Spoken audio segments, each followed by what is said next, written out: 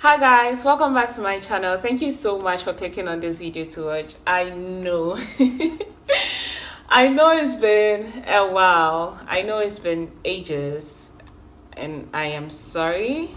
um I don't want to give excuses. I've been telling myself a lot of things and I just came to the realization that they are just excuses.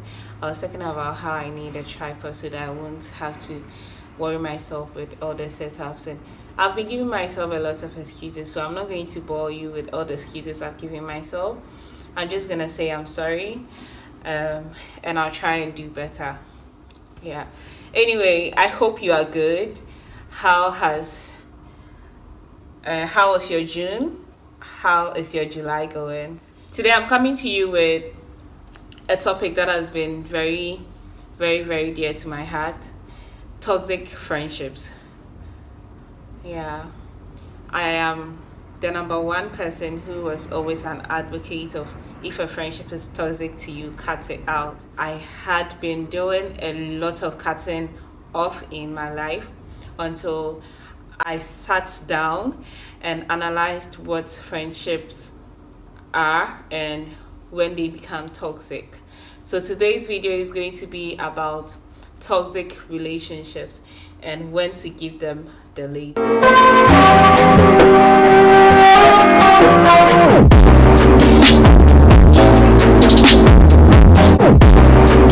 In our generation today, almost every relationship has become toxic. Almost every friendship has become toxic. And when you ask them the reason why it is toxic is because the other party did not test them whilst they were there waiting for the person to test them.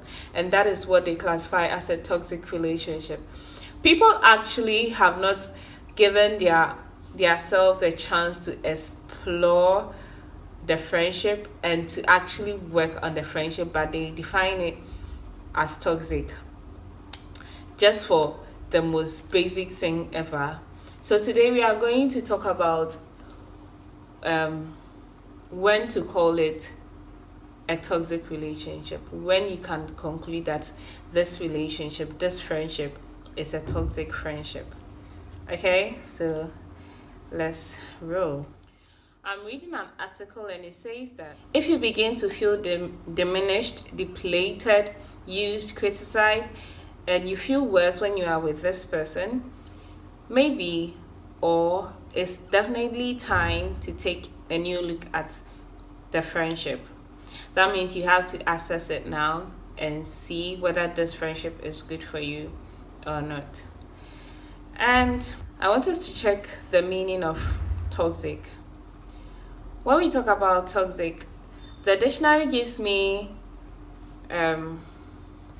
adjectives of the word toxic. It says venomous, dangerous, destructive, harmful, unsafe, malignant, injurious, environmentally unfriendly, fatal, deadly, lethal, mortal, death dealing, and an archaic word is baneful. So when do we say a friendship is harmful? When can we say that a friendship is dangerous? When can we say that a friendship is venomous? When can we conclude that this friendship that I am in is not going to help me? I truly believe that there are friendships that you are not meant to have. There are friendships that you totally need to run away from. Because personally for me, as a mental health advocate, this is something that I have advised a lot of people to walk away from toxic friendships.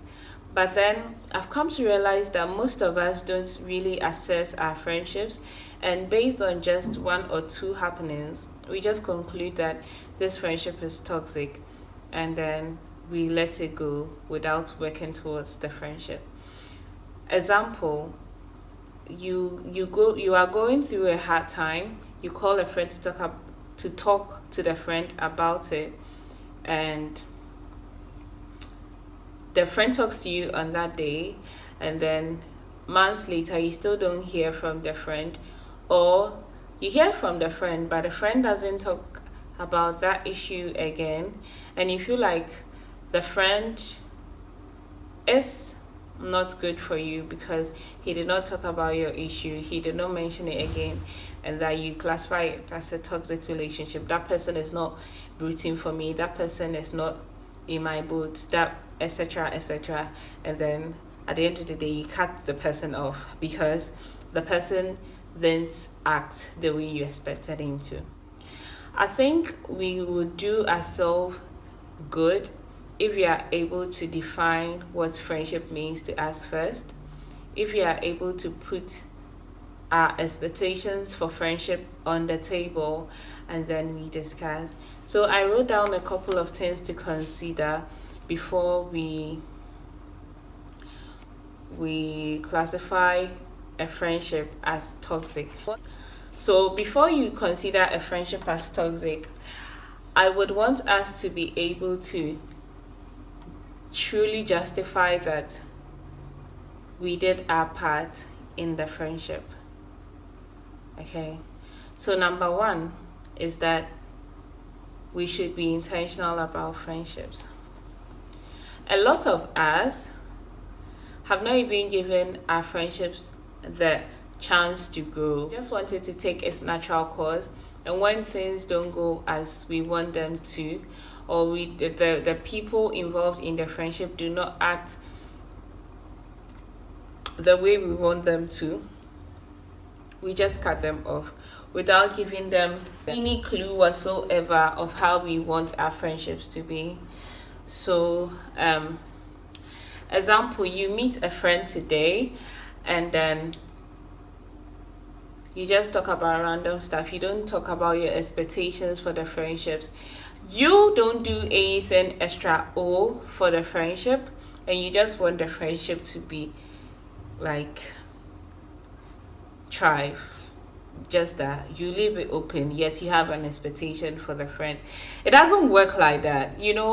I've come to understand that friendship is also a form of relationship, and if like you tell your partner exactly the things that you expect, you are intentional about your partner, I feel like you can do the same for your friendships.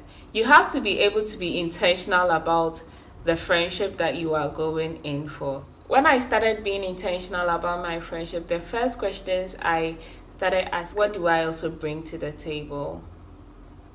Okay, so the Bible told me that I should love my neighbor as myself, and that to me is the basic definition of friendship.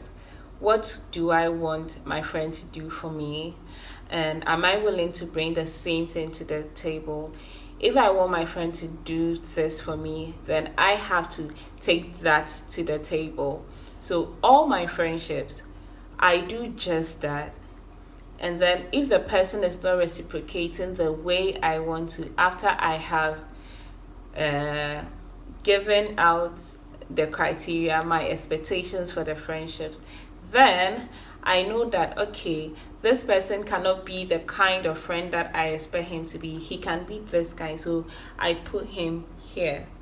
Okay, so example, I do everything that I want my friends to do for me. I want my friends to be checking up on me. I do check up on my friends. I call them, like everything that I want my friendships to look like, I make sure that I am modeling after it too, like I am offering that kind of friendship. So if the person is not reciprocating, that takes me to point two. Notice that, or realize that friendships are not only about you, okay? So you might be doing everything in your power. You might be doing everything that you want your friendship to look like. So you be doing it. I'll be calling the person, I'll be testing the person, I'll be buying stuff for the person, but the person is not reciprocating. And I can decide to cut them off, but you have to understand that you are not in the friendship alone. There are two people involved, and there is one different person, one person who is different, one person who has a different temperament, a different personality. Maybe the person is not as a bad person as you think, but maybe it's a personality thing. Maybe it's a temperament thing. Maybe it's something that totally has nothing to do with he not loving you. Maybe he loves you just as much, but that is not the way he communicates his love. Get to know the person and then sort out your difference and know that, oh, maybe we don't roll the same way. Maybe my love language will be words of affirmation. So I'd love to talk about him and do all of that. And probably his will be totally different. So he won't do exactly the things I do. You should just be able to relax and let the person be the person he is and love him and look for the good in the person. Also, another way we can approach is not only about you is that maybe the person doesn't call you in like forever and you get angry that the person didn't call you. Did you call the person? What efforts did you put in? And even if you did call the person and the person did not reciprocate like the way you wanted to, have you really taken the time to find out what is actually wrong with the person? Maybe the person is going through something that they don't even know how to open up to you. It's not always about you. It is not always about you. Okay? Number 3, define your relationships. I think I've mentioned this earlier. You put your expectations on the table and you go like, this is what I expect in my friendship. This is how I want my friendship to be. Are you in? Are you out? Then you work towards that relationship. You build it. Then lastly, you know that all relationships cannot be the same. All friendships too cannot be the same. Although you desire to have your friendships this particular way, all your friendships are not going to be that particular way. It's not going to follow that same pattern. So you have to be able to understand that not all friendships are going to be like there or here. And not everybody is meant to be your best friend, okay? And there are people that are supposed to be in your circle, and there are some people that are supposed to be just people that are acquainted to you or you're acquainted to. And it doesn't always have to be that all fireworks and things. Sometimes it's just sometimes they are friends that need you to be friends to them, and they won't be friends with you, and it's okay. You have to be able to know the kind of friendship that you have with the person. I have people that I don't get anything from, and it's totally okay, because that's the friendship that I am offering. That's the kind of friendship that I am offering to them. And it doesn't have to be like I get anything from them. Sometimes you just have to be a friend, and it's totally okay. Sometimes the friend will not be the friend you expect him to be. He wouldn't behave like a best friend. He wouldn't call you every day like you want him to. He'll call you every 6 months. And that is totally okay too. Just know that friendships are different, and you know where to place everyone at any given time, and then you'll be okay.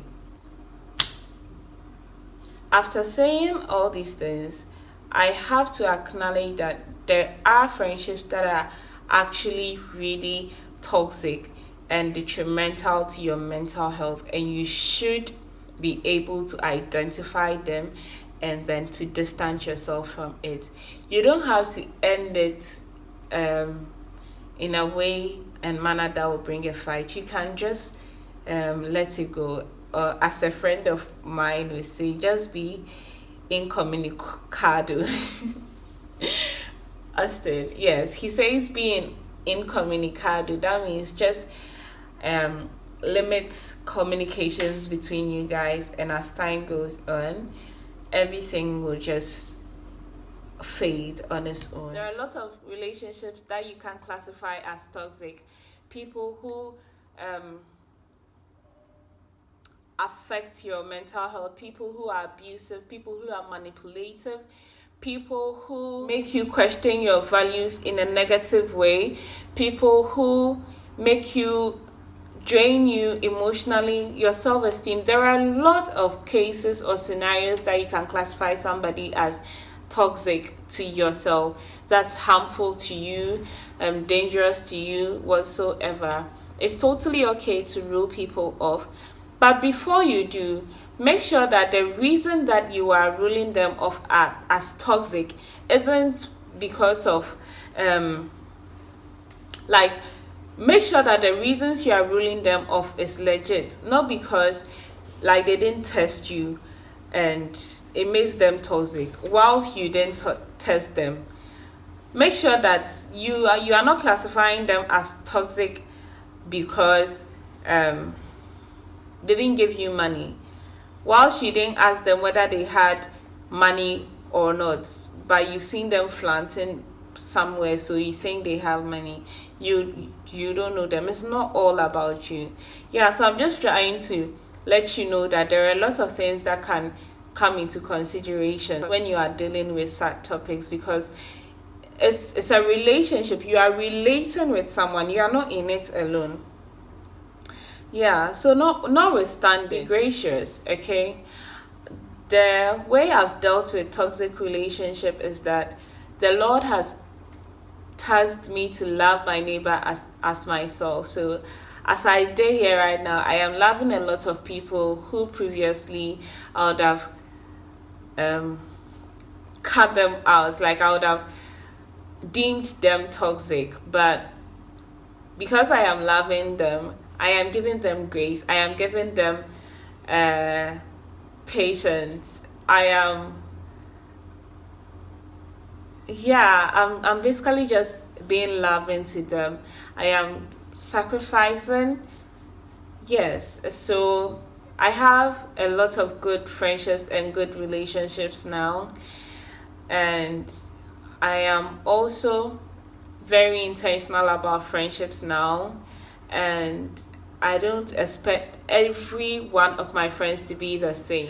I am learning to categorize my friendships. I have good friends I can count on. I have people who I am their friend, and it's totally okay to be a friend to someone, even if the person isn't exactly a friend to you. It's totally okay. It's Christian, actually. It's okay. So that's my bit. Just know when to call something toxic, and don't be throwing the word around, and God be with you. And I listened to a podcast by the Perrys, Jackie Hill Perry and Preston Perry, 30 Minutes with the Perrys. You would love it. They have a podcast on toxic relationships, and I loved their exposition on it. It's very biblical, and it's going to help you in your life. So go listen to it. Thank you so much for watching this video. I hope you take one thing or the other. I'm sure I'll do this thing again, probably with one friend who understands friendship, or who I know has been very bearing and tolerant to friendships, and we will talk at length about it. Kindly subscribe to this channel, like my video again, subscribe to my channel, and leave a comment. Okay, I wanted you to know that I am back, and I can't promise I'm here to stay, but I'm back, and I'll always come back. I'll always come back, except the Lord calls me. I am always gonna come back. I'm gonna try and be as consistent. I'm gonna try and just show up. Right now, that's the goal. Just show up. I'm going to show up. Okay, I love you so much. Bye.